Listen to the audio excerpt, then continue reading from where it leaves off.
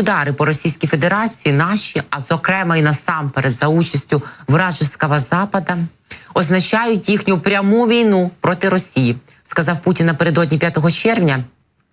Але видається, що Путін уже 3-й рік повномасштабної своєї агресії і 11-й рік свого вторгнення і так каже, що проти нього веде війну весь ворожий Захід, напряму, що ви атакують їхні кордони, що хтось становить небезпеку і загрозу їхньому життю, хоч їх ніхто не чіпав. Виходить з Кабєєва, не знаючи, що, очевидно, в НАТО 32 члени Північно-Атлантичного альянсу, каже, нас всі 50 стран НАТО атакують.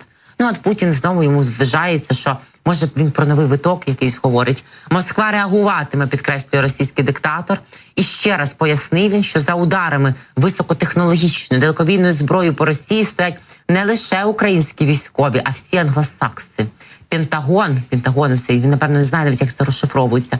І європейські країни, проказники. За словами Путіна, для ударів такими ракетами, він дізнався на своєму 70-енному році життя, що для ударів такими ракетами потрібна розвідка, сформоване польотне завдання і вже потім запровадження його до ракетної системи. Збройні сили України не можуть цього зробити самі. О, дякуємо, капітане, очевидність. Ми самі це і не робимо. Це ж весь вражеський Захід тебе атакує. Так. Таким чином, каже Путін, якщо удар завдасться американськими ракетами АТАКМС, він, до речі, поплутав все, і Шторм Шедоу, і Атакамси, все до однієї купи згріб. Сказав, що Атакамси запускають тільки американці, тільки їхня рука це може робити. І, значить, якщо це все прилетить, то за Атакамсами відповідатиме Пентагон, який прямо стоїть, прямо з Пентагону по ньому і запускають. Прямо звідти і летить, через Ocean, просто до нього. І, значить, якщо англійськими Шторм Шедоу, то, звісно, за все це винна Британія. Очевидно, про наявність скальп-PG не знає російський диктатор французьких, тому Макрона тут забув. Ну, впевнено, йому допишуть, наступний раз згадаємо. Значить, заявив він, що це означає пряме втягування європейських країн у війну проти великої, невеликої Росії. І Москва залишає за собою право відповідати Заходу аналогічними діями. Почуємо. Будем их уничтожать. Второе. Мы думаем на тему о том, что если кто-то считает возможным поставлять такое оружие в зону боевых действий для нанесения ударов по нашей территории и создания проблем для нас, то почему у нас нет права поставлять наше оружие такого же класса в те регионы мира, где будут наноситься удары по чувствительным объектам тех стран, которые делают это в отношении России? То есть ответ может быть асимметричный. Які відповіді?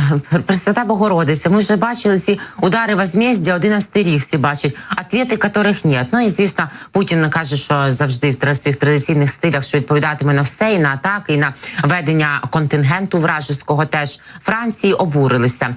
Ні, не тим, що він їх не згадав цього разу. Їм, в принципі, все одно. Вони вже вважають, що це такий білий шум, який нічого не вартує заяви російського диктатора. Але у Франції обурилися заявою представника російського посольства і пообіцяли не залишати її без відповіді. А тією заявою невдоволені французи, котрою росіяни знову заявили, що французькі інструктори стануть для них законною ціллю, якщо їх відправлять до України. Заступник речника Міністерства закордонних справ Франції Крістоф Лемоан пообіцяв не залишати без відповіді такі заяви, передає BFM TV. Ну, бачимо теж, всі вміють відповідати Росії і грати на випередження давно, і на їхні словесні погрози відповідь теж буде. І не факт, що лише словами.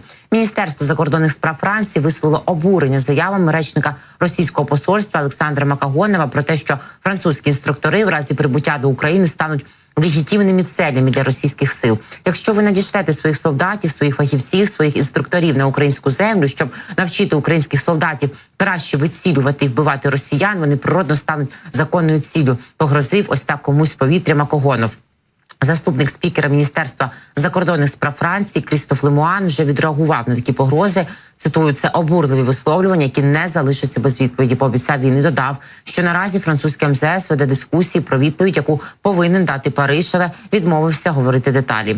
Нагадаю, минулого тижня медіа повідомляли, що Франція буквально вже сьогодні, насправді, під час візиту президента України Володимира Зеленського до Франції з нагоди 80-річчя висадки союзників у Нормандії, яка ознаменувала початок кінця нацистської окупації Північно-Західної Європи, може оголосити Макрон про рішення направити військових інструкторів до України попри побоювання деяких союзників і критику з боку Російської терористичної федерації. Париж сподівається створити й очолити коаліцію країн, що пропонує таку допомогу Києву у військових цілях.